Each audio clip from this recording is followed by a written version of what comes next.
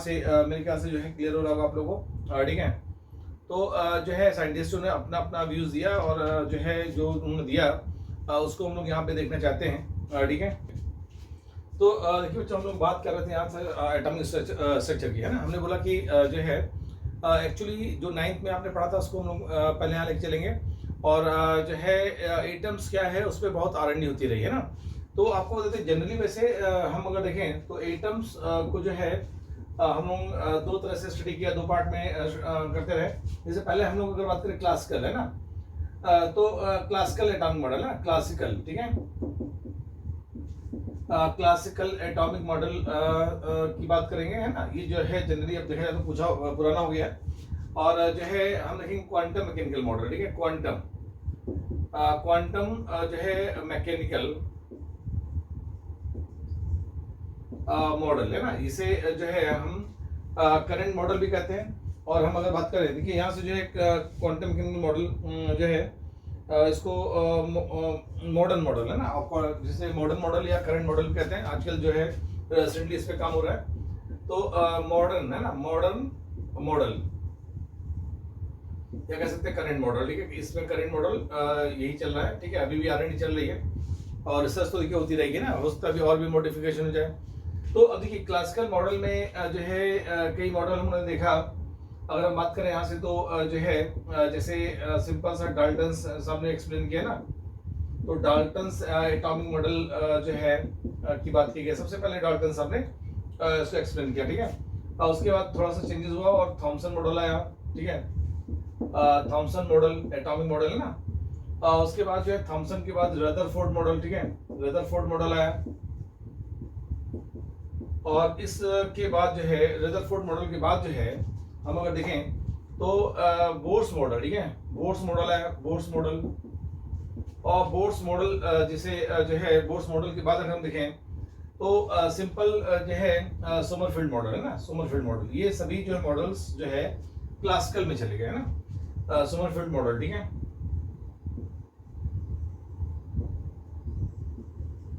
देखिए एक चीज बता दूं, जो क्लासिकल मॉडल था वो पार्टिकल नेचर बेस्ड था ना, पार्टिकल नेचर, ठीक है।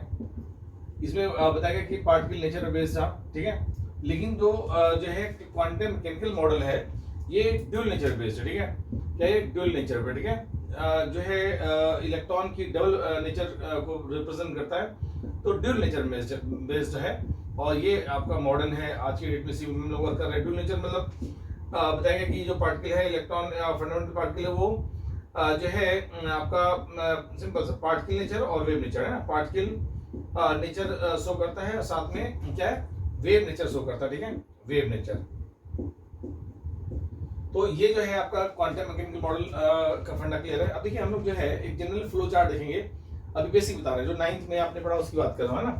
तो जो है हम देखें जैसे इसको हम लोग जो है डाल्टन्स एटॉमिक मॉडल को बिलियर्ड्स बॉल मॉडल, ना, बिलियर्ड्स बॉल मॉडल भी कहते हैं, है ना, मॉडल यानी जो है बिलियर्ड बॉल मॉडल। एक्चुअली क्या है कि जब डाल्टन साहब ने एक्सप्लेन किया था तो एटम्स को बिलियर्ड के बॉल की तरह, यानी कि एक सिंपल सा ये पार्टिकल था, स्मॉलेस्ट पार्टिकल, और सिर्फ कोई सब एटॉमिक पार्टिकल्स नहीं थे, कोई फंडामेंटल पार्टिकल नहीं था। तो एटम्स को यहाँ से इन्होंने डाल्टन साहब ने जो है डिफाइन किया, जिसे बिलियर्ड बॉल मॉडल बोला गया, है ना। तो ये जो अच्छा थॉमसन मॉडल है, ये वाटरमेलन मॉडल है ना, वाटरमेलन मॉडल या प्लम पुडिंग मॉडल बोला गया, वाटरमेलन, ठीक है, मॉडल या फिर प्लम पुडिंग मॉडल बोला गया ना। रदरफोर्ड मॉडल जो है ये जो है सोलर सिस्टम के पर बेस्ड था। तो इसको हम लोगों ने प्लानिटरी मॉडल, है ना, प्लानिटरी जो है मॉडल की तरह देखा, ठीक है। और बोर्स मॉडल जो है अगर देखें तो बोर्स मॉडल जो है सिंपल सा ये आप कह सकते हैं रदरफोर्ड बोर्ड मॉडल, दोनों को मिला के बनाया उन्होंने। रदरफोर्ड, ठीक है, रदरफोर्ड और बोर्स मॉडल बोला गया है ना, बोर्स मॉडल, ठीक है। और यहां से हम अगर देखें तो ये आपका refined form of Bohr's model है ना। सोमरफेल्ड मॉडल क्या, refined form of Bohr's model. तो इस तरह देखिए R&D होती गई और नए नए फंडे और कॉन्सेप्ट आते गए, है ना। तो उसको हमको देखना है कि एक्चुअली क्या किस में क्या बोला गया, रिव्यूज देंगे। इसके बाद की जो थ्योरी और कॉन्सेप्ट होगा, जो ड्यूल नेचर पे बात करेंगे उसका बड़ा इंपॉर्टेंट होगा, वो थोड़ा टेक्निकल ज्यादा होगा, है ना। तो देखिए इसको जो है मैं रफ करने जा रहा हूँ, नोट कर लीजिए। देखिए इसको नोट कर लें आप लोग, है ना।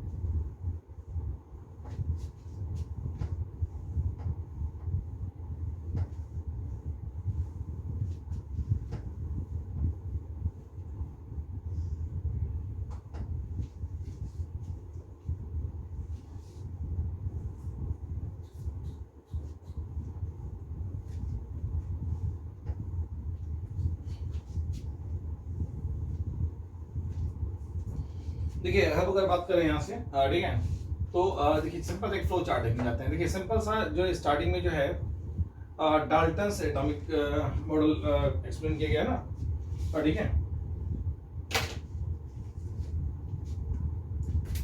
डाल्टन्स एटॉमिक मॉडल, ठीक है। यहाँ से जो है सबसे पहले स्टार्टिंग में डाल्टन्स, ठीक है, एटॉमिक मॉडल, इसको जो है डाल्टन्स साहब ने एक्सप्लेन किया। तो इसमें हमने बताया ना कि जो है बिलियर्ड बॉल मॉडल्स भी कहा जाता है इसको। उसका रीजन कि सिंपल को बताया गया कि atom is the smallest particle, ठीक है, मतलब इससे स्मॉलेस्ट पार्टिकल कोई हो ही नहीं सकता। तो उस समय तो कोई दिक्कत नहीं, लेकिन बाद में जो है पंगे हुए और कई साइंटिस्ट ने डिफरेंट रिसर्च किए और R&D किए।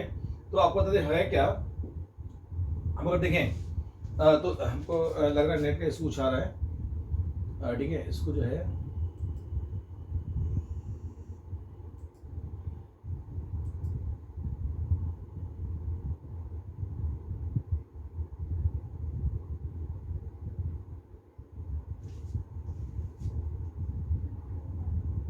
ठीक है।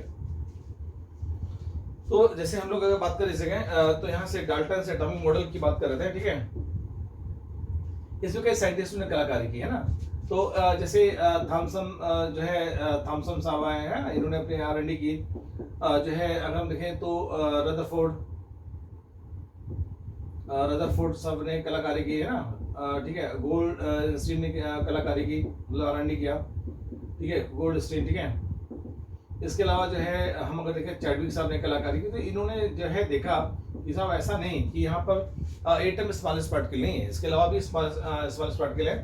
तो इसे के R&D के बाद एक्चुअली फंडा निकल के आया कि इसमें न्यूट्रॉन, प्रोटॉन जो है इलेक्ट्रॉन है ना, न्यूट्रॉन, प्रोटॉन और इलेक्ट्रॉन, ये और भी फंडामेंटल पार्टिकल्स है ना, और फंडामेंटल पार्टिकल्स हैं, अकेले एटम्स नहीं है। एटम्स के अंदर जो है ये डिफरेंट पार्टिकल्स हैं, ठीक है। ये कहानी आप सब जानते हैं नाइन्थ में ना, वो बस लिंक कर रहा हूँ।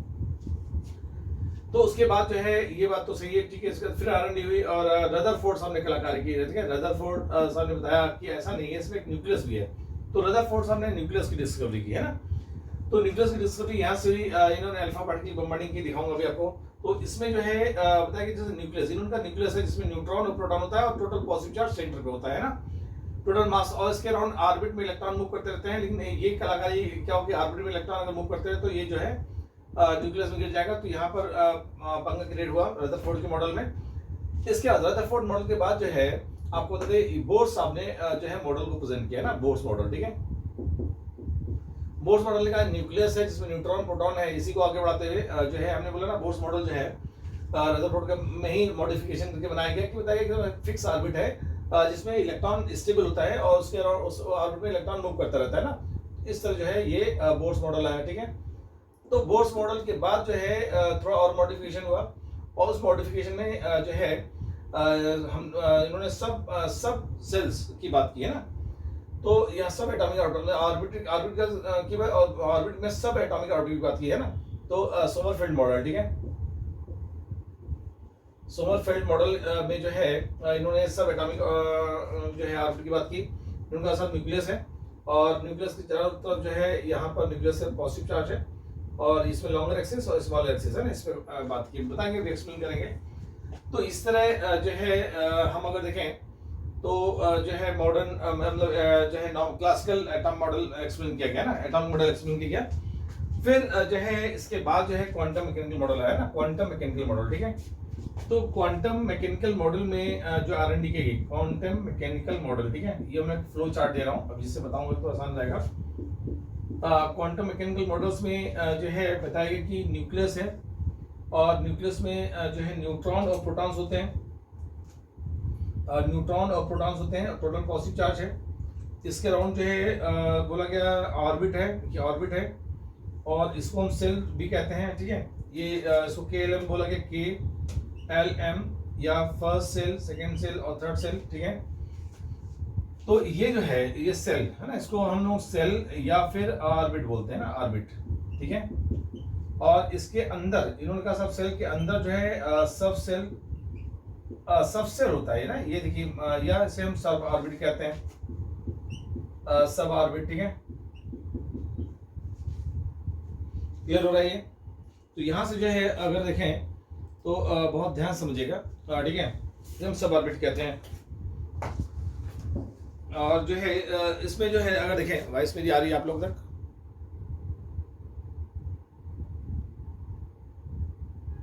अच्छा, प्रगुण ऑफलाइन की 135 में 4 से 6 है, ठीक है। और यस, ठीक है, चलिए 4 से 6 जो आप लोग को चलता था ना पहले टाइमिंग, वही टाइमिंग है ऑफलाइन की, 4 से 6 है, लेकिन 3-4 दिन आप चाहे तो कर सकते, कोई दिक्कत नहीं है, चलिए खैर, है ना। ओके, तो यहाँ से हमने बोला कि सब सेल, ठीक है, सब सेल सब ऑर्बिट्स कहते हैं। और इसके जो है अंदर हमने बात की सब सेल सब ऑर्बिट में भी जो है ऑर्बिटल है ना, ऑर्बिटल में जहाँ पे इलेक्ट्रॉन पाए जाते हैं, ठीक है।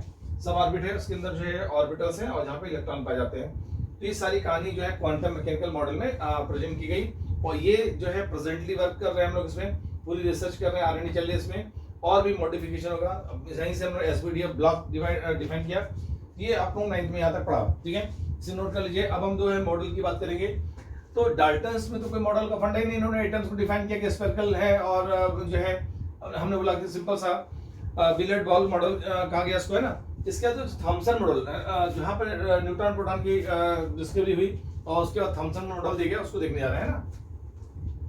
ये मॉडल केवल आपके माइंड में के लिए है, क्योंकि अब आज की डेट में इस मॉडल की इंपॉर्टेंस खत्म हो चुकी है, क्योंकि जो चीज पहले थी उसके आगे बहुत चीजें हम लोग आगे बढ़ चुके हैं, है ना। केवल आपको लिंक करने के लिए मैं बता रहा हूँ, अदरवाइज इसका कोई मतलब नहीं है। हाँ, क्योंकि रदरफोर्ड में ड्रॉबैक क्या है उससे पूछ दिया जाता है, क्योंकि जो रिसर्च हुए हैं उसमें क्या क्या मॉडिफिकेशन किया करके क्वेश्चन पूछ देते हैं, लेकिन ऐसे क्वेश्चन पूछने का कोई मतलब नहीं है ना। बोर्स मॉडल पे काफी R&D हो जाती है, रेडियस निकालते हैं हम लोग, है ना, और मॉडर्न फिजिक्स वाले काफी पढ़ाएंगे, फिजिक्स के टीचर्स, है ना। चलिए खैर, तो यहां से अगर हम बात करें, समझिएगा, तो थॉमसन मॉडल है ना, थॉमसन मॉडल देखिएगा,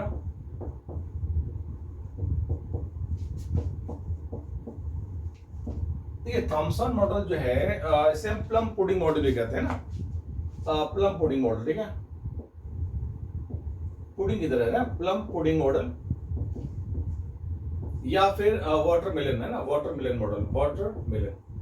आपको मालूम तरबूज देखे होगा, है ना, तो सेम फंडा उसी को होता है, समझिएगा। जैसे इन्होंने कहा कि अगर हम देखिए एटम्स जो है वाटरमेलन की तरह स्फेरिकल होता है, बिल्कुल सही है। इसको हम कट करते हैं तो इसके अंदर जो रेड पार्ट है वो जस्ट लाइक प्रोटॉन है, और जो उसमें जो बीजे पड़े हैं, सीड्स हैं, वो जस्ट लाइक इलेक्ट्रॉन्स है ना। यहाँ पे एक्सप्लेन किया गया, देखिए जैसे हम लोग लेते हैं, ये देखिए ये कट कर रहे हैं, देखिए ये जो है वाटरमेलन लिया हमने, इसमें जो रेड पार्ट देखिए, जो रेड पार्ट देखिए, ये जो वाटरमेलन में जो रेड पार्ट है, इसको इन्होंने प्रोटॉन की तरफ बताया, कहते हैं साहब प्रोटॉन है, एटम्स में जो है प्रोटॉन से भरा हुआ है, और उसमें जो है इलेक्ट्रॉन जैसे सीड्स बीजे पड़े होते हैं वैसे पड़े हुए हैं ना। ये एक्सप्लेन किया गया, मतलब बताया इन्होंने, ठीक है। देखिए सारी चीजें पहले क्या हाइपोथेटिकल चला करती थी, इतनी रिसर्च करने की व्यवस्था ही नहीं होती थी कि वो एक्सप्लेन कर पाए ना। तो ये जो ब्लैक कलर के सीड्स हैं, देखिए ये जो सीड्स हैं वो एज ए इलेक्ट्रॉन यहाँ पे पड़े हुए हैं ना। तो जो व्यवस्था थी उस हिसाब से रिसर्च होती रही और उसमें मॉडिफिकेशन होता रहा, है ना। तो ये जो है देखिए यहाँ पे ये जो है एज ए इलेक्ट्रॉन है, इलेक्ट्रॉन सीड्स है ना, और ये रेड पार्ट क्या है, एज ए प्रोटॉन, इन्होंने एक्सप्लेन किया है ना। इसके पहले इलेक्ट्रॉन प्रोटॉन का R&D करने के बाद ये जो है ये कहानी बताई गई ना। चलिए खैर, तो ये अपने आप में फेल हो गया, क्योंकि रदरफोर्ड साहब ने जब अल्फा पार्टिकल को बम्बार्ड किया ना, देखिए जब रदरफोर्ड साहब रदरफोर्ड जो है इन्होंने जब अल्फा पार्टिकल की बम्बार्डिंग की। अल्फा पार्टिकल समझते हैं आप, ये हीलियम का न्यूक्लियस होता है, हीलियम का न्यूक्लियस, ठीक है। हीलियम का न्यूक्लियस, देखिए हीलियम का अगर देखिए एटम्स की बात की जाए तो 2 और 4, मास नंबर 4 होता है, एटम नंबर 2 होता है ना। तो अगर इसमें से 2 इलेक्ट्रॉन निकाल दिए जाए, 2 इलेक्ट्रॉन आप बाहर कर दीजिए, तो ये He+2 ये हीलियम का न्यूक्लियस होता है ना। इलेक्ट्रॉन जो थे दोनों निकल गए, तो क्या है, केवल आपके पास प्रोटॉन बचा, तो ये जस्ट एक पॉजिटिव चार्ज होता है ना, और इसे हीलियम का न्यूक्लियस बोलते हैं, ठीक है, न्यूक्लियस ऑफ हीलियम। इलेक्ट्रॉन निकल गया तो हीलियम का न्यूक्लियस तो बचा केवल, ठीक है। तो रदरफोर्ड साहब ने अल्फा पार्टिकल की बम्बार्डिंग की जो है गोल्ड फॉइल पर, और गोल्ड फॉइल पर बम्बार्डिंग करने के बाद कमेंट्स होता है कि नहीं साहब, ऐसा न्यूक्लियस के बीच में इलेक्ट्रॉन फंसे नहीं होते, इसमें एक्चुअली एटम में न्यूक्लियस होता है, सेंटर पॉइंट में न्यूक्लियस होता है, पूरा मास न्यूक्लियस में होता है, और ठीक है, उसके अराउंड जो है इलेक्ट्रॉन मूव करते रहते हैं, जिसे हम ऑर्बिट कहते हैं। क्लियर है? तो यहां से एक नई चीज डिस्कवर हुई रदरफोर्ड मॉडल में, डिस्कवरी ऑफ न्यूक्लियस हुआ, और इन्होंने फंडे ऑफ कॉन्सेप्ट को नए तरह से एक्सप्लेन किया है ना। इसे नोट कर लीजिएगा, इसको नोट कर लीजिएगा। तो हमें एक बात तो समझ आई, थॉमसन मॉडल क्या है, अब हम बात करने जा रहे हैं रदरफोर्ड मॉडल की, है ना।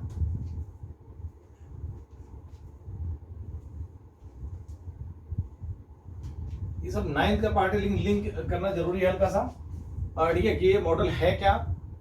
लेकिन अगर एडवांस की बात की जाए तो अभी हम देखेंगे तो क्वांटम मैकेनिकल मॉडल में बहुत R&D हुई है, और बहुत जो है उससे बड़े बड़े फ्रेम हो सकते हैं ना।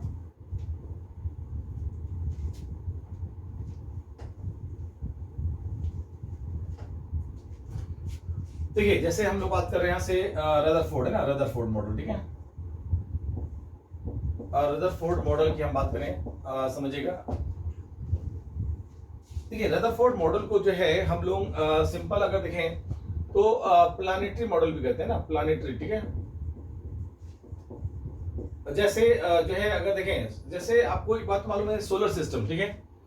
तो सोलर सिस्टम के विषय में आपको आइडिया है, ठीक है। उसी तरह जैसे जो है सन के अराउंड मूवमेंट होता है डिफरेंट जो है, ठीक है, ग्रह का। तो हमें मालूम है कि जिस तरह सोलर सिस्टम होता है उसी तरह यहाँ पे इन्होंने एक्सप्लेन किया कि साहब न्यूक्लियस है, और न्यूक्लियस के चारों तरफ जो है ऑर्बिट्स है जहाँ पे इलेक्ट्रॉन मूव करते रहते हैं। तो बिल्कुल सोलर सिस्टम पर बेस्ड सही है ना।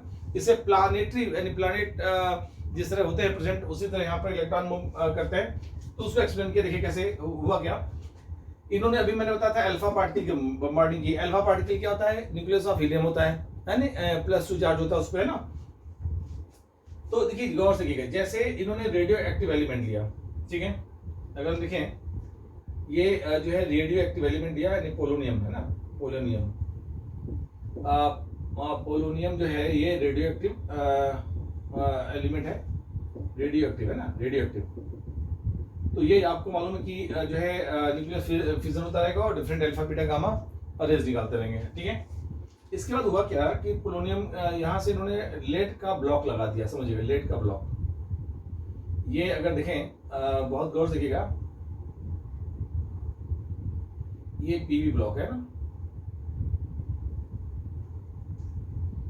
पीवी है ना, लेड ब्लॉक है ना। लेड ब्लॉक क्या करता है, अगर देखें तो ये अल्फा बीटा गामा रेज निकाल रहा है, अल्फा बीटा और गामा है ना, ये सब रेज निकाल रहा है। अल्फा क्या है, जो हीलियम का न्यूक्लियस है ना अल्फा, उसे अल्फा पार्टिकल बोलते हैं, मैंने अभी आपको बताया। अल्फा पार्टिकल क्या होता है, हीलियम का न्यूक्लियस है, ठीक है।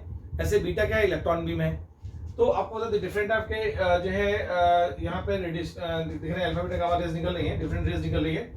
ये बीटा और गामा रेज को एब्जॉर्ब कर लेता है ना, एब्जॉर्ब कर लेगा, समझिएगा।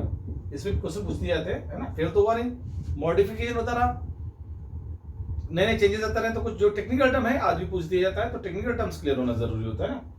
तो अगर देखें तो यहाँ से जो है बीटा गामा एब्जॉर्ब करेगा, ये लेड ब्लॉक है ना, लेड ब्लॉक, ठीक है, ये लेड ब्लॉक है। अब हुआ क्या इसमें, अगर हम देखें जो है ये देखिएगा, जैसे कि अल्फा, ये जो है जैसे कि अल्फा बीटा, तो मतलब बीटा गामा एब्जॉर्ब हो गया, अल्फा निकला, अल्फा, ठीक है। गोल्ड फॉइल में पास किया गया, गोल्ड फॉइल जो है ले लेते हैं, ब्लू कलर से ले लेते हैं गोल्ड फॉइल, ठीक है।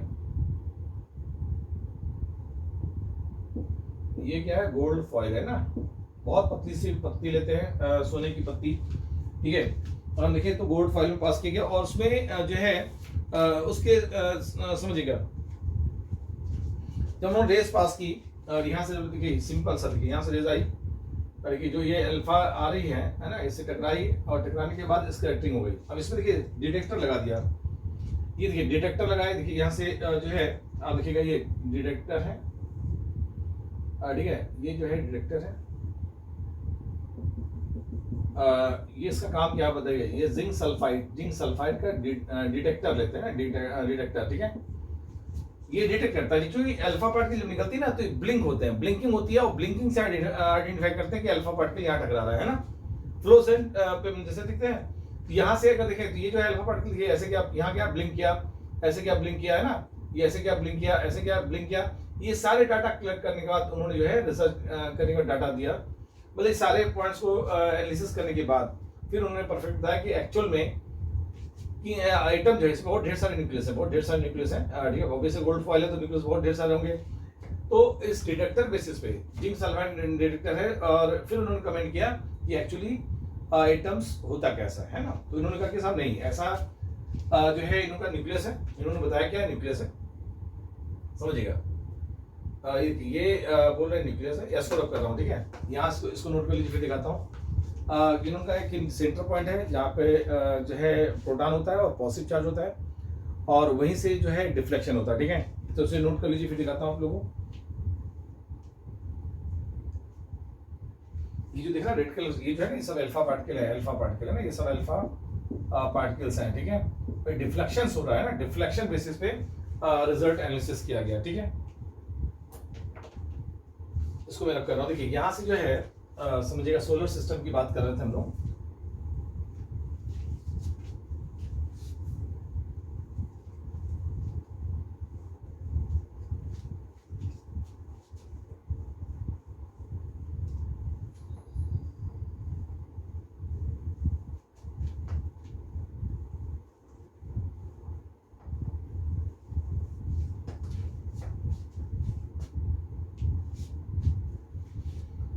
ये अगर देखें ठीक है, तो यहाँ से जो है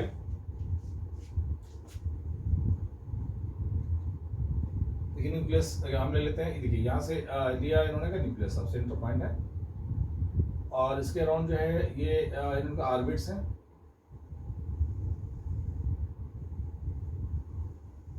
ठीक है।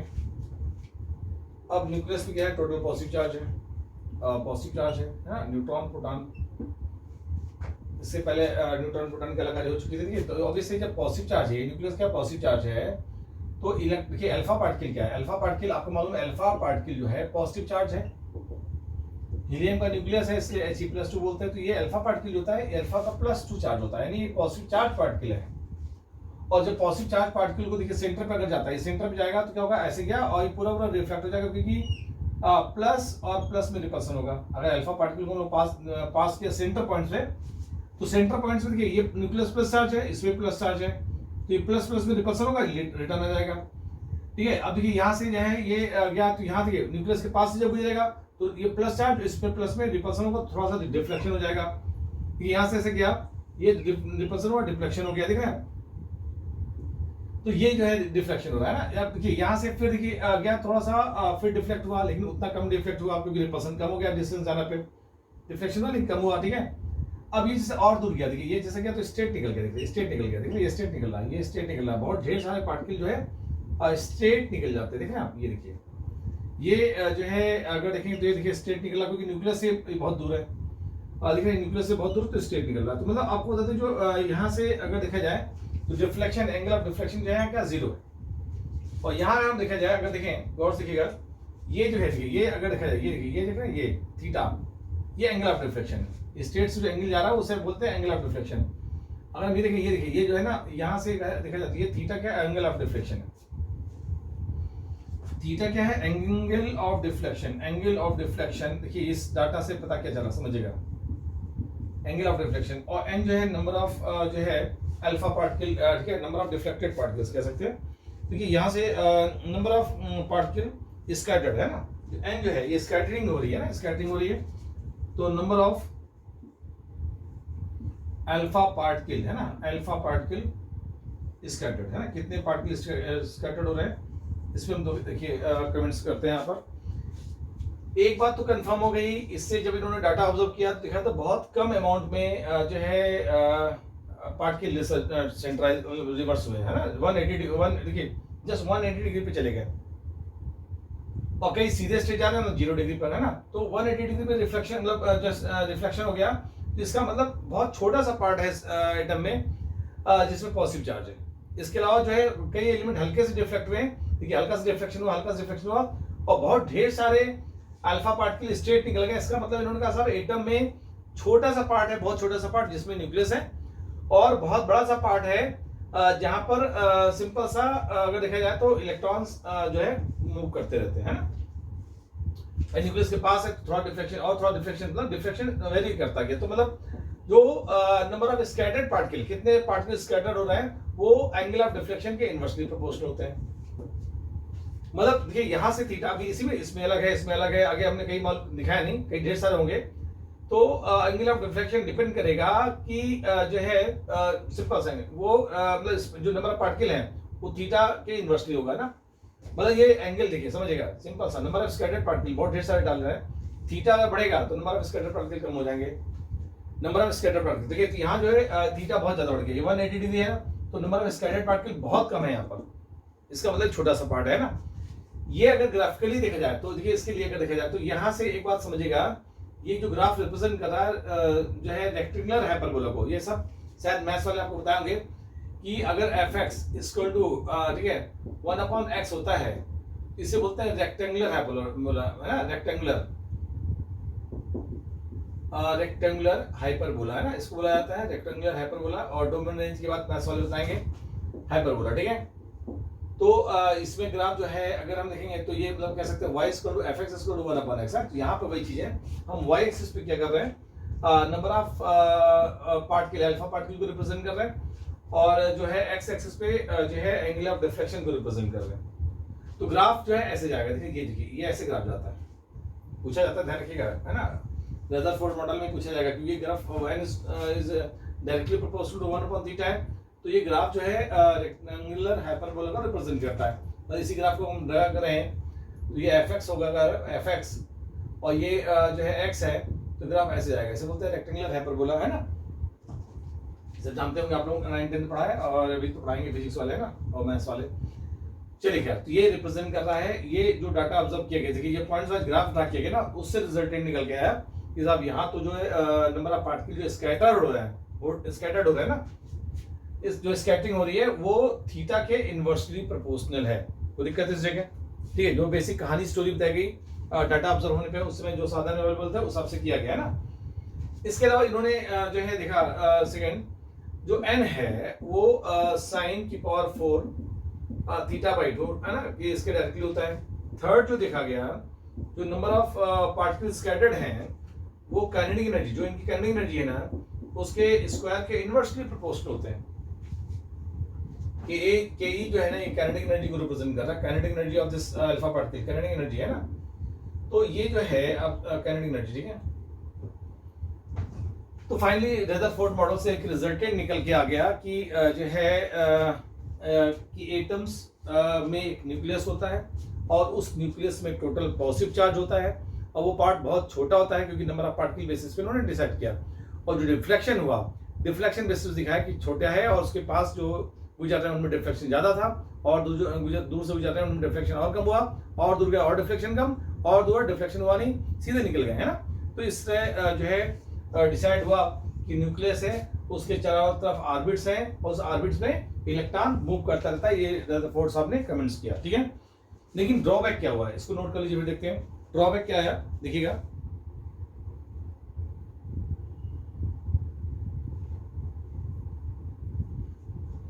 नोट कर लिया आप लोगों ने, इसको मैं रख करूं। देखिए यहां से जो है रदरफोर्ड ड्रॉबैक में भी क्वेश्चन आ जाता है कई बार, है ना। बहुत ज्यादा नहीं पूछा जाता क्योंकि ये सब स्टोरी बताया ना कि क्लासिकल मॉडल है ये सब एटॉमिक के, जब साधन बहुत कम अवेलेबल थे, मॉडिफिकेशन होता गया स्टेप वाइज। मैंने फ्लो चार्ट दिखाया किस तरह मॉडिफिकेशन हो रहा है, वो दिखा रहा हूँ मैं आपको, किस तरह चेंजेस हुए, कैसे जो है थॉमसन मॉडल फेल हुआ। थॉमसन मॉडल को फेल करने वाले कौन से थे? रदरफोर्ड थे, ठीक है। इन्होंने विद डाटा शो किया कि नहीं साहब ऐसा नहीं है कि इलेक्ट्रॉन जो है प्रोटॉन के बीच में फंसे हुए हैं, तो वाटरमेलन मॉडल अपने आप में फिट बिल्कुल नहीं है, फेल हो गया, ठीक है ना। तो यहां से जो है आप देखिएगा,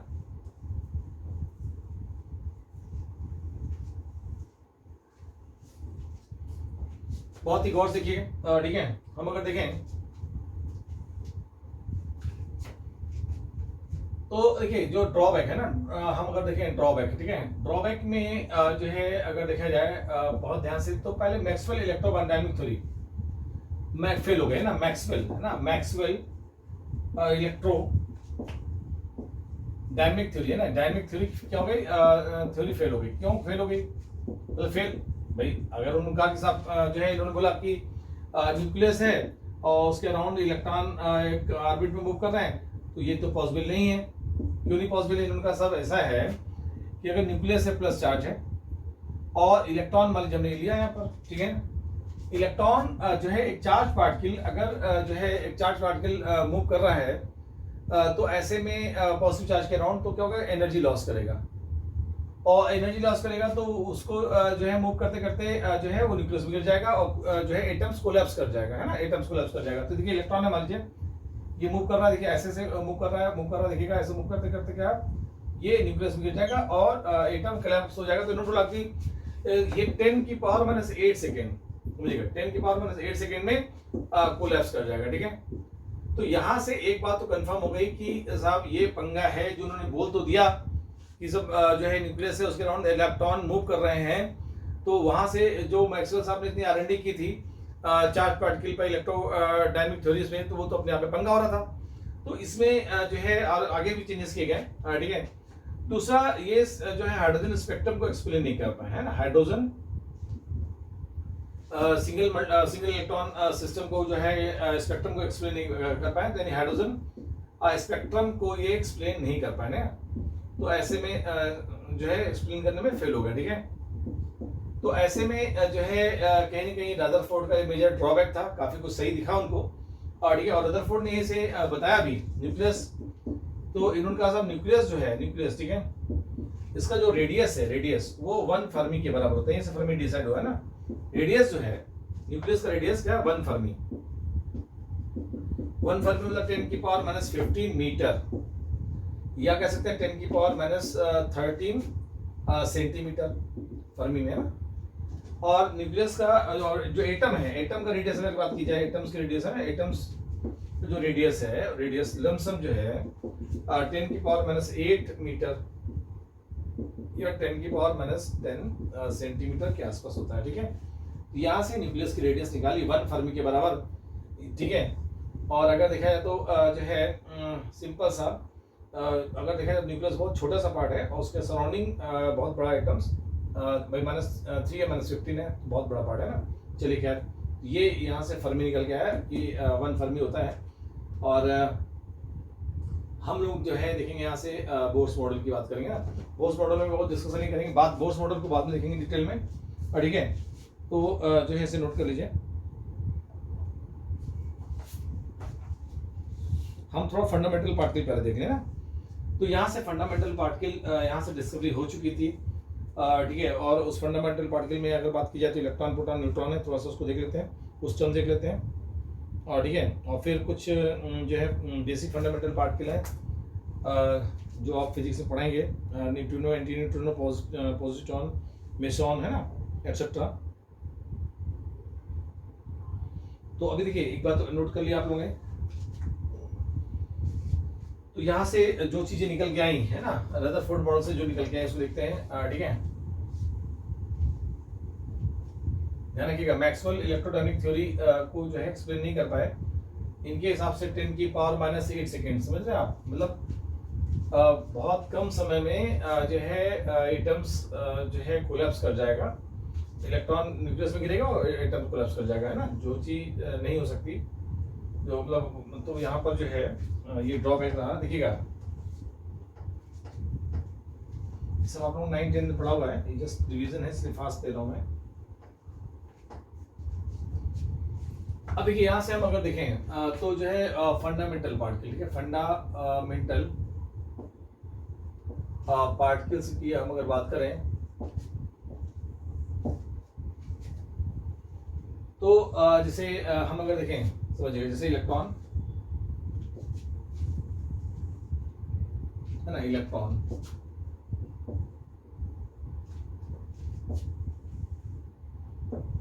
प्रोटॉन और न्यूट्रॉन, ये हम पार्टिकल को रिप्रेजेंट कर रहे हैं, पार्टिकल। सिंबल अगर बात करें सिंबल की, तो इलेक्ट्रॉन का जो सिंबल है देखिए ई से रिप्रेजेंट करते हैं, ठीक है, और इसका जो है 0 1 है ना, इस पे जो है अगर देखें -1 कर लीजिए, चार्ज जो है 1 यूनिट नेगेटिव चार्ज होता है, ठीक है, और मास लगभग 0 के आसपास होता है, ठीक है। अगर देखें यहाँ से जो है मतलब मास, रिलेटिव मास हम लोग चलते रहे, यहाँ से प्रोटॉन का होता है तो P है 1 1, ठीक है, चार्ज को रिप्रेजेंट कर रहा है, ये मास नंबर को रिप्रेजेंट कर रहा है। अब देखिए मतलब ठीक है, मास को रिप्रेजेंट कर रहा है, ठीक है। यहाँ से हम अगर देखें जो है न्यूट्रॉन अगर देखें तो चार्ज 0 और 1, ठीक है, और रिलेटिव मास है, दिखाऊंगा अभी रिलेटिव मास है ना। देखिए अगर हम देखें यहाँ से जो है तो जो है मास, देखिए मास को देखते हैं 0.00 है ना, 548, तो हम देखें 0.00548 AMU। AMU क्या होता है, आप लोग पढ़ चुके हैं, एटॉमिक मास यूनिट है ना, U से रिप्रेजेंट करते हैं आजकल, है ना। 1.0076 समथिंग, ठीक है, 7.00726, ठीक है, 726 या 728 कह सकते हैं, ठीक है, 728, यहाँ 1.00867 AMU। अगर यहाँ से मास हमने एमयू में लिया, अगर इसी को हम लोग केजी में चेंज करते हैं, केजी में या ग्राम में, ठीक है, तो ये 9.1038 इंटू 10 की पावर -31 kg, ठीक है ना। 9.1038 1.08 कह सकते हैं, 1038 या 1.08 है इंटू 10 की पावर -31 kg, ठीक है। सिंपल है, आपको गिवन होगा, ठीक है, रट्टा नहीं करना है। और अगर हम देखें 1.67, ठीक है, तो 1.673 इंटू 10 की पावर -24 ग्राम्स या 27 kg है ना। ऐसे ही अगर 1 हम देखें तो सिंपल सा देखिए, अगर आप बात करें न्यूट्रॉन, तो न्यूट्रॉन का मास भी इसी के आसपास जो है 1.675 1.675 इंटू 10 की पावर -24 ग्राम्स या फिर 27 kg है ना, ग्राम। ठीक है, हम बात कर रहे हैं यहाँ से चार्ज की। चार्ज की अगर बात करें, या रिलेटिव मास की बात कर लेते हैं, रिलेटिव मास, ठीक है। Relative mass with respect to hydrogen, relative mass with respect to hydrogen, hydrogen के रिस्पेक्ट में अगर बात की जाए रिलेटिव मास की, तो ये 1/1837 के आसपास है ना, कई जगह 40 लिखा होता है, ये 1 और ये 1, ठीक है। और हम अगर बात करें चार्ज की, देखिए चार्ज की अगर बात करते हैं तो चार्ज क्या होता है, 1 यूनिट चार्ज निगेटिव पर, तो 1 यूनिट निगेटिव चार्ज है ना, 1 यूनिट जो है निगेटिव चार्ज होता है, इसको हम लोग -1 से लिखते हैं। और 1 यूनिट पॉजिटिव चार्ज है ना, 1 दिखाता हूँ मैं, 1 यूनिट पॉजिटिव चार्ज, इसे हम लोग +1 से लिखते हैं। और यहाँ से जो है चार्ज का तो 0 होता है, ठीक है। 1 unit positive charge, negative charge का मतलब -1.6 इंटू 10 की पावर -19 कूलाम। कूलाम की अगर बात की जाए तो -1.6 इंटू 10 की पावर -19 कूलाम, या फिर -4.8 इंटू 10 की पावर -10 ESU, इलेक्ट्रोस्टैटिक यूनिट्स, ध्यान रखिएगा, 4.8 इंटू 10 की पावर -10 ESU है ना। और यहाँ हम बात करें तो 1.6 प्लस में आएगा इंटू 10 की पावर -19 कूलाम प्लस में आएगा ना, तो ये। और यहाँ पर या तो +4.8 इंटू 10 की पावर -10 ESU, ये सब थोड़ा नॉलेज होना चाहिए बस, है ना, अदरवाइज सबको दिया जाएगा ना। और यहाँ क्या 0। अब हम बात करेंगे यहाँ से चार्ज का, डिस्कवरी की बात कर ले, डिस्कवरी, ठीक है। तो डिस्कवरी में देखिए, डिस्कवरी की अगर बात करते हैं, डिस्कवरी तो इसमें यहाँ जगह नहीं, यहाँ लिख लेता हूँ डिस्कवरी है ना, इधर लिख लेता हूँ, चलो चेंज कर देता हूँ। देखिए डिस्कवरी जो है इधर लिख लेता हूँ, ऊपर है डिस्कवरी है ना, आप तो नीचे लिख लीजिएगा। तो डिस्कवरी जो है थॉमसन, ठीक है, थॉमसन साहब ने जो है इलेक्ट्रॉन की खोज की, ठीक है। और प्रोटॉन की डिस्कवरी जो है रदरफोर्ड, गोल्डस्टीन, ठीक है, रदरफोर्ड। और गोल्डस्टीन का बहुत बड़ा कंट्रीब्यूशन था, ठीक है, गोल्डस्टीन ने और रदरफोर्ड ने किया, ठीक है, रदरफोर्ड, ठीक है। और जो है न्यूट्रॉन की चैडविक साहब ने, चैडविक ने की, ठीक है। तो होता क्या है कि इलेक्ट्रॉन ईट पर नाच जनरली बोलते थे, ईट पर मतलब इलेक्ट्रॉन थॉमसन, पर मतलब प्रोटॉन रदरफोर्ड एंड गोल्डस्टीन में कर लीजिए, गोल्डस्टीन है, और जो है नाच मीन्स न्यूट्रॉन चैडविक, ठीक है। कुल मिला के डिस्कवरी की, डोंट वरी, ये बहुत आपको रटने की जरूरत नहीं है, लेकिन इतना आइडिया होना चाहिए, बेसिक टर्म्स है ना, तो ऐसे नोट कर लीजिए, है ना। इसके अलावा आपको पता है कि फंडामेंटल पार्टिकल्स क्या है, पॉजिट्रॉन है ना, मतलब जो है मेसॉन है, पाई मेसॉन पॉजिटिव है, पाई मेसॉन नेगेटिव है, पाई मेसॉन न्यूट्रल है। तो ये और भी अदर फंडामेंटल पार्टिकल हैं जिसको फिजिक्स में, आपको मॉडर्न फिजिक्स में पढ़ाया जाएगा, है ना, ठीक है। नोट कर लीजिए इसे, नोट कर लें आप लोग, है ना।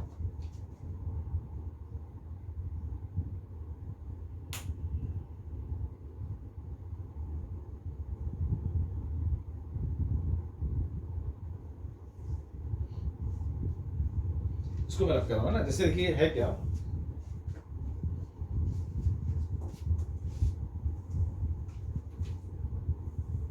इलेक्ट्रॉन प्रोटॉन न्यूट्रॉन है, ये आपको मालूम हो गया। वैसे एक चीज और बता दूं, एक रेशियो E/m होता है, E/m, जैसे इलेक्ट्रॉन प्रोटॉन न्यूट्रॉन है। अब देखिए इलेक्ट्रॉन मतलब हम अगर कैथोड रेज और एनोड रेज की बात करने लग जाए ना, इलेक्ट्रॉन के लिए E/m, प्रोटॉन के लिए E/m, अगर सबकी बात करने लग जाए तो आपको बोलते 2-2 घंटे लगेंगे, 1 घंटे, है ना, बहुत बड़ा पार्ट है ये। तो उसमें हम बहुत ज़्यादा डिस्कशन नहीं करना चाहते, लेकिन थोड़ा सा आइडिया दे दें, क्योंकि पूछा बहुत जाता है, कई बार एडवांस पूछ दिया गया है, ठीक है। मैं हल्का सा आइडिया देता हूँ, लोग नहीं सफिशिएंट है।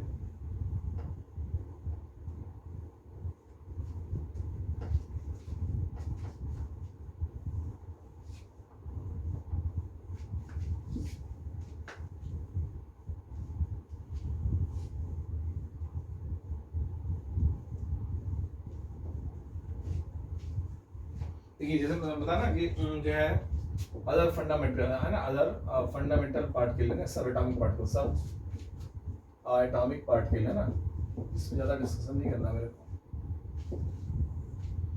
जैसे पॉजिट्रॉन है ना, पॉजिट्रॉन, ठीक है, मेसॉन है ना, मेसॉन, इसमें भी अगर पाई पॉजिटिव है, पाई न्यूट्रल है, पाई नेगेटिव है ना, तो ये न्यूट्रिनो है, एंटी न्यूट्रिनो है, ठीक है, न्यूट्रिनो है और एंटी न्यूट्रिनो है, एक्सेट्रा, है ना, एंटी न्यूट्रिनो है, अभी बहुत कुछ देखेंगे जो मॉडर्न फिजिक्स में पढ़ाया जाएगा ना। चलिए क्या, तो हम लोग जो है यहाँ से अगर देखें,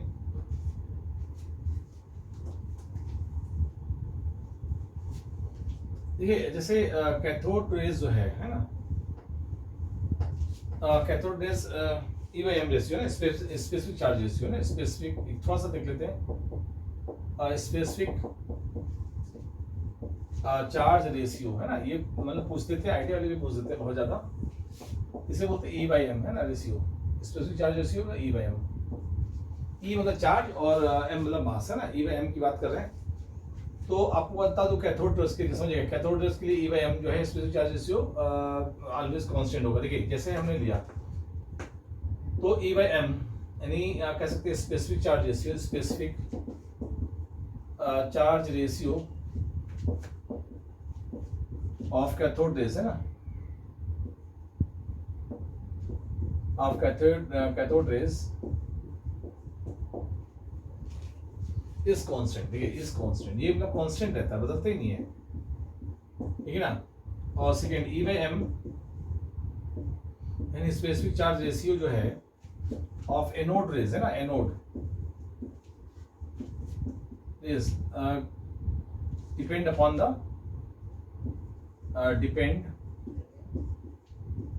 अपॉन द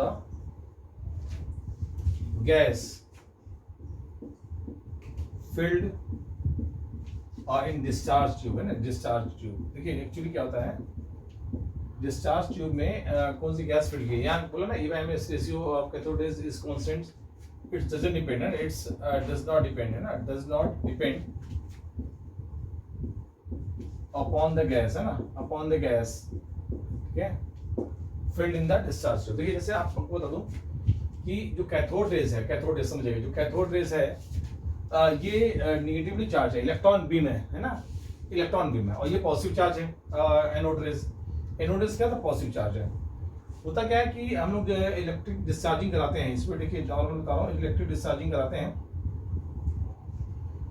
तो होता क्या है, जैसे हमने लिया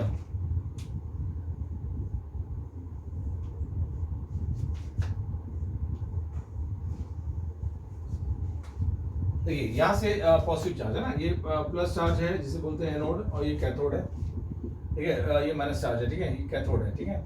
होता क्या है, जैसे मान लीजिए कोई गैस है, मान लीजिए हमने कहा पी है ना, कोई भी gas P Q R S कुछ भी हो सकता है, तो इसमें से जैसे इलेक्ट्रॉन लूज हुआ, देखिए इलेक्ट्रॉन लूज हुआ तो ऑब्वियसली कि ये पॉजिटिव चार्ज हो जाएगा, तो ये जो है ना पी, ये जो बीम जाएगा उसे बोलेंगे जो है एनोड रेज, और जो इलेक्ट्रॉन जा रहा है क्या है आपका इलेक्ट्रॉन बीम जाएगा वो कैथोड रेज। तो देखिए इलेक्ट्रॉन जो है निगेटिव से पॉजिटिव हो जाएगा, यानी आप कह सकते हैं इधर से निकलेगा इधर जाएगा, ठीक है, मतलब जो है हम देखते हैं ये जो है कैथोड रेज कहाँ से निकल रहा है, कैथोड से निकल रहा है, तो कैथोड रेज जो है ये निकल रहा है। आप देखिएगा कैथोड रेज में मतलब क्या होगा, सिंपल सा इलेक्ट्रॉन, और इलेक्ट्रॉन का जो है आपको ई बाई एम, तो ई क्या होता है इलेक्ट्रॉन का 1 यूनिट चार्ज, और एम क्या होता है फिक्स है, ठीक है, तो ई बाई एम जो है अगर देखा जाए तो सिंपल सा कांस्टेंट रहेगा, ठीक है, इलेक्ट्रॉन के लिए। देखिए ई बाई एम रेशियो की बात करें जो है फॉर इलेक्ट्रॉन, ठीक है, इलेक्ट्रॉन की अगर बात की जाए तो अब देखिए जो है ई बाई एम यानी स्पेसिफिक चार्ज रेशियो, ई की वैल्यू क्या होती है, अगर देखा जाए तो 1 यूनिट चार्ज है ना, 1 यूनिट चार्ज, एम की वैल्यू क्या होती है 1837 के आसपास, है ना, तो ये हो गया जो है ए 1837, ठीक है, ई बाई एम रेशियो फिक्स हो गया, क्योंकि चार्ज इलेक्ट्रॉन फिक्स है, मास फिक्स है, बदल नहीं रहा। लेकिन ई बाई एम फॉर प्रोटॉन, यानी कह सकते हैं कि एनोड रेस है ना, फॉर एनोड रेस, ठीक है, एनोड रेस, ये इलेक्ट्रॉन की जगह कह सकते हैं कैथोड रेस, है ना, कैथोड रेस क्या है, इलेक्ट्रॉन बीम ही तो है, कैथोड रेस क्या है, इलेक्ट्रॉन बीम है, इलेक्ट्रॉन बीम है ना, ऐसे कर लीजिए। तो ये एनोड रेस क्या है, पॉजिटिव चार्ज का मोमेंट है, तो यहाँ से अगर एनोड रेस की हम अगर बात करें, ठीक है, तो यहाँ से क्या होगा ई बाई एम अगर देखा जाए तो देखिए एक्चुअली क्या है, ई क्या है चार्ज है 1 यूनिट चार्ज, प्रोटॉन पे मैंने दिखाया आप लोगों को, एम क्या वो डिपेंड करेगा कि गैस कौन सी फील्ड है, ये पी गैस है और पी का नेचर कैसा है, तो नेचर ऑफ गैस पे डिपेंड करेगा ना, ठीक है, तो सिंपल सा भाई मास बदलता जाएगा, ई बाई एम बदलता जाएगा, ठीक है, तो ये जो है अगर देखें ये नेचर ऑफ गैस, तो ये वैल्यू वेरी कर जाएगी, है ना, ये चेंज हो जाती है, नॉट कांस्टेंट, ठीक है, नॉट कांस्टेंट, ये बहुत पूछा जा चुका कई बार आईडी एडवांस में। तो ये क्या करेगा, यहाँ से हम ई बाई एम की बात करेंगे, डिपेंड करता है नेचर ऑफ गैस, है ना, ई बाई एम जो है for anode rays depend on nature of gas, है ना, नेचर ऑफ गैस पे डिपेंड करता है, नेचर ऑफ गैस पर, ठीक है, बड़ा फास्ट बता दिया मैंने, कोई दिक्कत नहीं है। तो ये डिस्चार्ज ट्यूब है, डिस्चार्ज ट्यूब में जो हम लोग जो है डिस्चार्जिंग प्रोसेस करते हैं, तो डिस्चार्ज ट्यूब है ना, डिस्चार्ज, ये ग्लास की डिस्चार्ज ट्यूब है जिसमें हम इलेक्ट्रोड लग के डिस्चार्जिंग करते हैं, गैस फिल कर दिया, जब डिस्चार्जिंग होती है तो इलेक्ट्रॉन उससे निकला जो है गैस पार्टिकल से, और वो जो है एनोड की तरफ जा रहा है, और जो प्लस चार्ज है कैथोड की तरफ जा रहा है ना, इस तरह जो है हम लोग कैलकुलेशन करते हैं, देखते हैं इनकी कैरेक्टरिस्टिक पर, ठीक है, तो इसे नोट कर लीजिए, ठीक है, इसे नोट कर लें आप लोग। देखिए हम लोग जो है बिल्कुल बेसिक टर्म्स की बात कर रहे थे, बहुत ध्यान समझिएगा, जैसे कि और समझिएगा, जैसे इन्होंने बोला कि एक बार क्वेश्चन इसे नोट कर लीजिए, फिर दिखाता हूँ।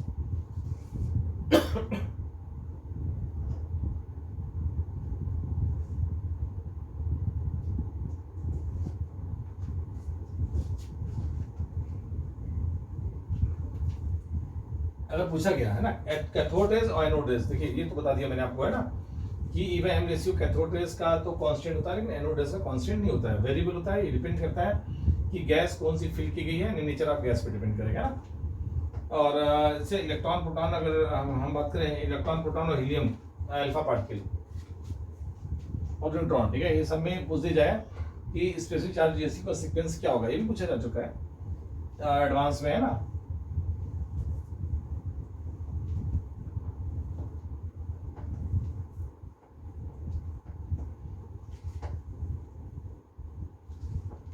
देखिए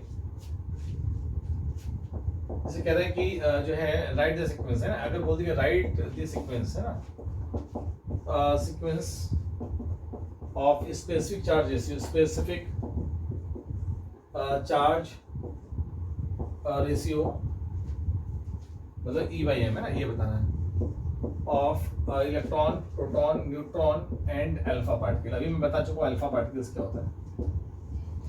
इलेक्ट्रॉन, न्यूट्रॉन, अब ये E बाई फॉर इलेक्ट्रॉन की, इलेक्ट्रॉन के लिए निकाल रहा हूँ तो E बाई एम है ना, E क्या होगा 1 यूनिट चार्ज है, M कितना है 1837 है ना, E क्या होगा 1837 के आसपास। प्रोटॉन की बात करेंगे तो E बाई एम है ना, E बाई एम की बात करें तो E कितना है आपको मालूम, प्रोटॉन का 1 यूनिट चार्ज है, 1 यूनिट है ना, M कितना है ये आपको ये तो मालूम है। अगर रेशियो हम अगर बात करें तो कितना होगा 1 होगा, कितना होगा 1 आ गया।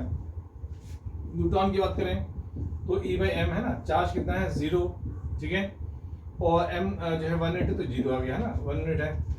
अगर हम बात करते हैं अल्फा पार्टिकल की तो अल्फा पार्टिकल के लिए E बाई एम की अगर बात करें तो अल्फा पार्टिकल पे चार्ज कितना होता है 2। देखिए अभी आपको मैंने बताया अल्फा जो है, अल्फा हीलियम का न्यूक्लियस है, N+2 चार्ज है ना, E+2 चार्ज है। तो जो है और इसका जो है मास होता है वो 4 होता है ना, मतलब मास नंबर 4, ठीक है। तो ये 2/4 यानी जो है ये 4 मास का 4 m होगा, 2/4 यानी 1/2, ठीक है। तो अगर देखा जाए तो अगर देखिए सबसे ज्यादा वैल्यू किसकी है इलेक्ट्रॉन की, तो E बाई एम रेशियो जो होगा, E बाई एम रेशियो वो सबसे ज्यादा, यानी ऑप्शन दिया था ABCD ना, तो इलेक्ट्रॉन, फिर अगर बात करेंगे तो प्रोटॉन, फिर बात करेंगे अल्फा पार्टिकल और फिर बात करेंगे तो न्यूट्रॉन, है ना। ये सीक्वेंस जाता है, इसको 4 ऑप्शन ABCD बना के दे दिया गया और आपको बताना होता है, नोट कर लीजिए इसे, है ना, नोट कर लें, बहुत इंपॉर्टेंट है।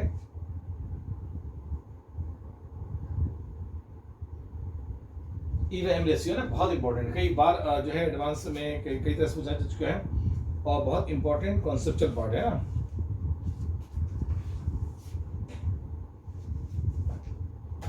नोट कर लिया आप लोग।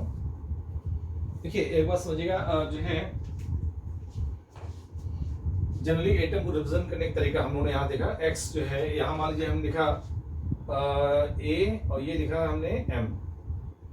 आप गौर से देखिएगा इसको, है ना, यहाँ से इसको इधर भी लिख सकते हैं, कोई दिक्कत नहीं।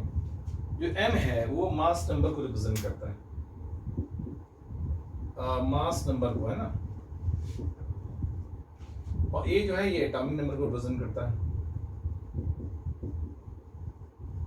इसी एटम में एटॉमिक नंबर जो है वो नंबर ऑफ प्रोटॉन्स के बराबर होते हैं, नंबर ऑफ प्रोटॉन्स, है ना, नंबर ऑफ प्रोटॉन्स, है ना, या कह सकते हैं नंबर ऑफ प्रोटॉन्स के बराबर होते हैं, या कह सकते हैं नंबर ऑफ इलेक्ट्रॉन्स। अगर एटम न्यूट्रल है तो न्यूट्रॉन है तो न्यूट्रॉन के बराबर होंगे ना, न्यूट्रॉन। एटॉमिक नंबर जो है एटम्स का, नंबर ऑफ प्रोटॉन्स और नंबर ऑफ न्यूट्रॉन्स के बराबर होगा, है ना। मास नंबर जो होता है ये नंबर ऑफ न्यूक्लियस के बराबर होता है, नंबर ऑफ न्यूक्लियस, है ना, नंबर ऑफ न्यूक्लियस, है ना, न्यूक्लियस के बराबर होता है, न्यूक्लियस समझ ना, यहाँ जगह नहीं, यहाँ लिख लेते हैं, ठीक है। न्यूक्लियस मतलब जो है ये m number of neutron plus number of protons, है ना, नंबर ऑफ प्रोटॉन्स। तो ये जो है आपको बता दूं कि नंबर ऑफ न्यूट्रॉन, एन मतलब neutron and number of proton दोनों का सम, उसे बोलते हैं न्यूक्लियस, इसे मास नंबर कहते हैं, ठीक है ना। तो यहाँ से जो है हम एटम को इससे रिप्रेजेंट करते हैं, इसे नोट कर लीजिए, नोट कर लीजिए, फिर दिखाता हूँ आपको, ठीक है।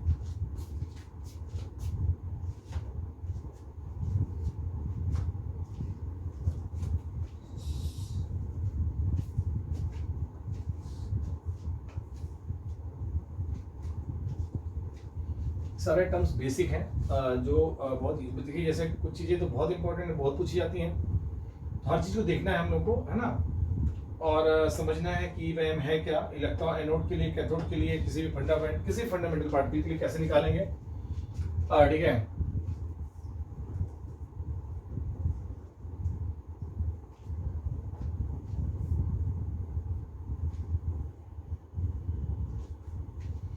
नाइन्थ में हमने देखा, जैसे हमने लिखा, समझिएगा,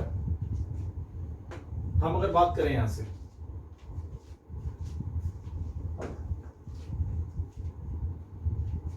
देखिए जैसे हम लोग ले रहे हैं, जैसे लिया उन्होंने, यहाँ से ले रहे हैं, सिंपल समझिएगा, हमने लिया सोडियम, है ना, सोडियम, ये 11 है और ये 23, ऐसे लिख लिया। इसका मतलब जो है इसका मास नंबर कितना है 23, मास नंबर कितना हो गया 23, और एटॉमिक नंबर कितना हो गया 11 एटॉमिक नंबर है ना। अगर पूछा जाता है कि आप बताइए कि इसमें नंबर ऑफ प्रोटॉन्स कितने हैं या इलेक्ट्रॉन कितने हैं, तो नंबर ऑफ प्रोटॉन्स देखिए, नंबर ऑफ प्रोटॉन्स की अगर बात की जाए प्रोटॉन्स, तो एक बात तो समझ में आया कि जो एटॉमिक नंबर है वही नंबर ऑफ प्रोटॉन्स होता है, तो यहाँ क्या होगा 11। हम अगर बात करते हैं नंबर ऑफ इलेक्ट्रॉन्स की, तो एक बात तो ये भी कंफर्म है कि नंबर ऑफ इलेक्ट्रॉन्स और प्रोटॉन्स बराबर होंगे 11। प्रोटॉन पे पॉजिटिव चार्ज होता है, इलेक्ट्रॉन पे नेगेटिव चार्ज होता है, इसलिए टोटल एटम चार्ज न्यूट्रल होता है ना। एटम्स क्या होंगे चार्ज न्यूट्रल, ठीक है, मतलब इनमें नेट चार्ज नहीं होता, चार्ज न्यूट्रल होते हैं, क्योंकि जो है जितने इलेक्ट्रॉन है उतने प्रोटॉन है, और इलेक्ट्रॉन पे नेगेटिव चार्ज होता है, प्रोटॉन पे क्या होता है पॉजिटिव चार्ज होता है। ये सब आप जानते हैं, फिर भी एक रिवीजन, ठीक है ना। और अगर हम बात करते हैं नंबर ऑफ न्यूट्रॉन्स की, हमने बोला नंबर ऑफ न्यूट्रॉन्स की अगर बात करते हैं, नंबर ऑफ न्यूट्रॉन्स, ठीक है, न्यूट्रॉन्स की इस एटम में कितने न्यूट्रॉन्स हैं, तो न्यूट्रॉन्स के अब एक बात मालूम है कि न्यूक्लियस, यानी न्यूक्लियस का मींस होता है न्यूट्रॉन और प्रोटॉन का सम। इसमें अगर इस न्यूट्रॉन प्रोटॉन का सम है, अगर प्रोटॉन बाहर कर दे तो न्यूट्रॉन बच जाएगा। तो टोटल इसमें 23 में से प्रोटॉन्स कितने हैं, आप देखिए प्रोटॉन्स कितने हैं 11 है, माइनस कर दिया कितना गया 12, इसका मतलब इसके अंदर 12 न्यूट्रॉन्स हैं। अगर न्यूट्रॉन की यहाँ से हम अगर बात करें, ये गौर से देखिएगा, ये जैसे हमने लिया ये न्यूक्लियस है ना, इस न्यूक्लियस में आपने कहा कि 12 न्यूट्रॉन्स हैं और 11 प्रोटॉन्स हैं। प्रोटॉन पॉजिटिव चार्ज होता है, 11 पॉजिटिव यूनिट पॉजिटिव चार्ज है इसके अंदर, है ना। और इसमें सेल्स हैं, इस सेल्स में इलेक्ट्रॉन्स हैं, है ना। अगर हम देखें तो अभी इलेक्ट्रॉन फीलिंग दिखाएंगे आपको, है ना। सेल्स है, ये पहला सेल जिसमें 2 इलेक्ट्रॉन्स, ठीक है, दूसरा सेल इसमें जो है हम देखें तो भाई 11 है तो 2 8 है ना, 1 2 3 4 5 6 7 8 है ना। और ऐसे थर्ड सेल होगा जिसमें जो है हम अभी दिखाएंगे, तो यहाँ पर 1 इलेक्ट्रॉन है ना। ये आपका सोडियम एटम है, ठीक है, सोडियम एटम, क्लियर है। तो सोडियम एटम में इलेक्ट्रॉन फिलिंग दिखाएंगे, फर्स्ट सेल, सेकेंड सेल और थर्ड सेल, इसे हम लोग के एल और एम भी कहते हैं ना। तो इलेक्ट्रॉन फिलिंग बोर्स मॉडल में दिखाई गई, ठीक है। जब बोर्स मॉडल में दिखाएंगे तो फाइनली ये सोडियम के एटम्स हैं जिसके न्यूक्लियस में 12 प्रोटॉन है, 12 न्यूट्रॉन है, 11 प्रोटॉन है, और ये इसके जैसे न्यूक्लियस पूरा टोटल पॉजिटिव चार्ज है, और ये इलेक्ट्रॉन इसके ऑर्बिट्स में इलेक्ट्रॉन मूव कर रहे हैं, ठीक है। ये ड्रॉबैक रहा, इसको एक्सप्लेन किया बोर्स मॉडल में, इन्होंने फिक्स ऑर्बिट में इलेक्ट्रॉन मूव करते रहते हैं, ठीक है, और फिक्स ऑर्बिट है और वो उसको बैलेंस रखता है, ठीक है। तो यहाँ बोर्स मॉडल में एक्सप्लेन किया गया एनर्जी के फंडे से। तो ये फाइनली हमें आइडिया है कि एक्चुअली कैसे न्यूट्रॉन प्रोटॉन इलेक्ट्रॉन निकालते हैं, ठीक है।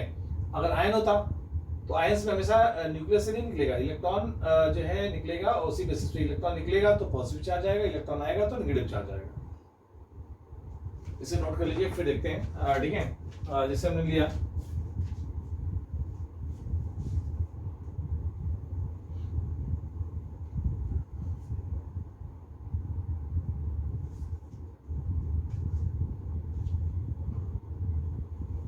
इसको रब कर दे क्या,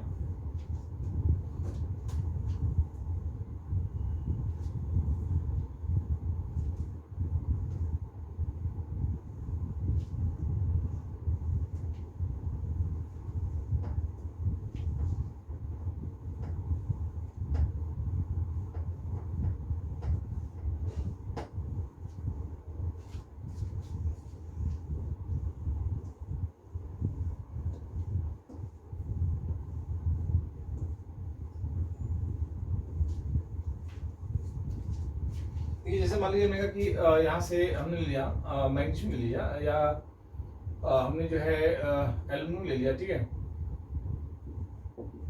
ये 13 है, या फिर मैग्नीशियम ले लीजिए, कोई दिक्कत नहीं, Mg लिया हमने, ठीक है। ये जो है आपका सिंपल सा 6 और 12 है ना, सॉरी 24, 12 और 24 ऐसे दिया हुआ है ना। तो आप इजीली निकाल सकते हैं कि अगर बोला कि नंबर ऑफ इलेक्ट्रॉन निकालिए, ये तो मालूम है मास नंबर है, और ये क्या है एटॉमिक नंबर है ना। तो नंबर ऑफ प्रोटॉन्स की, number of protons equal to number of electrons equal to कितना है 12। इसमें कितने इलेक्ट्रॉन और प्रोटॉन्स हैं? 12 इलेक्ट्रॉन और 12 प्रोटॉन्स, ये सब जानते हैं आप लोग। और नंबर ऑफ न्यूट्रॉन्स की अगर बात करते हैं, नंबर ऑफ न्यूट्रॉन्स, ठीक है, नंबर ऑफ न्यूट्रॉन्स, ठीक है, तो 24 माइनस 12 आ गया। अगर देखिए हम जैसे रहते हैं Mg+2 है ना, अगर Mg+2 ले लें तो +2 चार्ज है ना, तो एक बात तो कंफर्म है, प्रोटॉन तो रहेंगे। नंबर ऑफ प्रोटॉन्स की अगर बात की जाए, नंबर ऑफ प्रोटॉन्स तो वही रहेंगे। नंबर ऑफ प्रोटॉन्स जो है, नंबर ऑफ प्रोटॉन्स तो 12 भी रहेंगे, लेकिन और नंबर ऑफ न्यूट्रॉन भी वही रहेंगे। नंबर ऑफ न्यूट्रॉन्स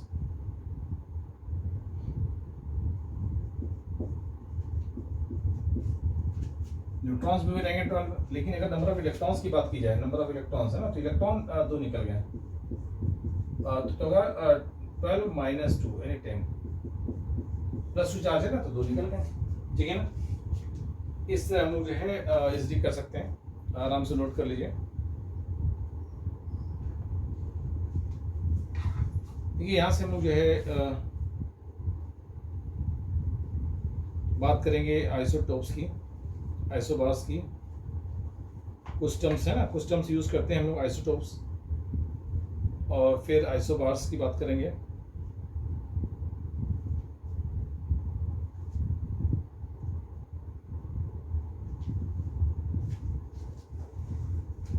नोट कर लीजिए।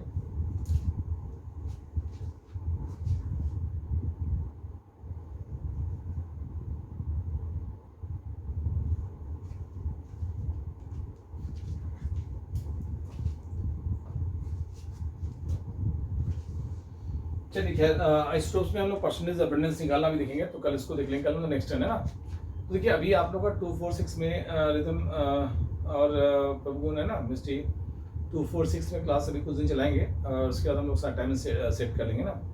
और ऑफलाइन क्लास की टाइमिंग जो है, जो अभी आप लोग चलती थी 4:15 to 6, वही अभी टाइमिंग है, स्टार्ट कर दी हमने वहाँ पर। लेकिन वहाँ पर अभी स्टार्टिंग टॉपिक क्या है कि कुछ बच्चे नए हैं, है ना, तो जब तक आपका एटॉमिक स्ट्रक्चर यहाँ खत्म हो जाएगा, उसके बाद आप वहाँ शिफ्ट हो जाइएगा, है ना, कोई दिक्कत नहीं है। थोड़ा सा दिक्कत ऑनलाइन में होती ही है। चलिए खैर, तो आज हम लोग जो है यहीं रुकेंगे, ठीक है बच्चों, bye, take care, have a nice day.